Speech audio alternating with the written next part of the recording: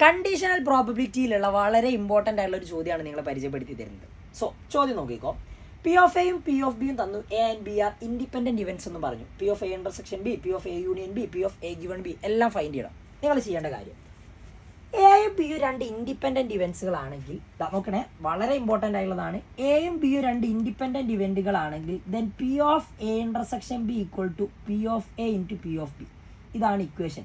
എപ്പോഴെന്ന് അറിയോ, if A and B are independent. ആ കണ്ടീഷനിൽ മാത്രമാണ്, അല്ലാതെ ചെയ്യാൻ പറ്റില്ല. അപ്പോൾ പി ഓഫ് എ ഇൻ്റർസെക്ഷൻ ബിയുടെ ആൻസർ ചെയ്ത് P of A into P of B എന്നല്ലേ. പി ഓഫ് എ എന്ന് പറഞ്ഞാൽ 3/10, പി ഓഫ് ബി എന്ന് പറഞ്ഞാൽ 4/10. അപ്പോൾ ആൻസർ 12/100 എന്ന് വരും. 12/100 എന്ന് പറഞ്ഞിട്ടുണ്ടെങ്കിൽ നമുക്ക് എന്ത് കിട്ടും? 0.12 എന്ന് കിട്ടും. 0.12. അപ്പോൾ ഇതാണ് അതിൻ്റെ ആൻസർ, 0.12. ഇത് 0.3, ഇത് 0.4, അതിൻ്റെത് 0.12. Okay.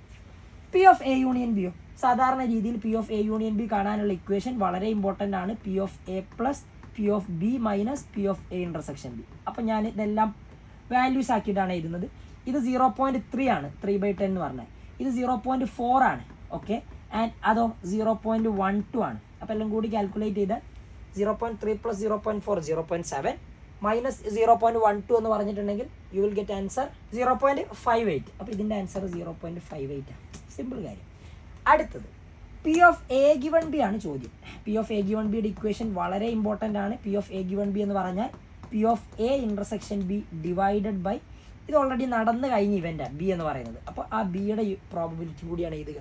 P of A intersection B കിട്ടിയിട്ടുണ്ട്, പി ഓഫ് ബി കിട്ടിയിട്ടുണ്ട്. അപ്പോൾ ഇനി നിങ്ങൾക്ക് ധൈര്യപൂർവ്വം P of A given B ചെയ്താൽ ഇതിന് ആൻസർ നിങ്ങളൊന്ന് കമൻറ്റ് ചെയ്യുക. ആൻഡ് ശ്രദ്ധിക്കേണ്ട കാര്യം, എയും ബിയും ഇൻഡിപെൻഡൻറ്റ് ഇവൻറ്റുകളാണ് എന്ന് തന്നിട്ട് P of A given B കണ്ടെത്താനായിരിക്കും പറയുക.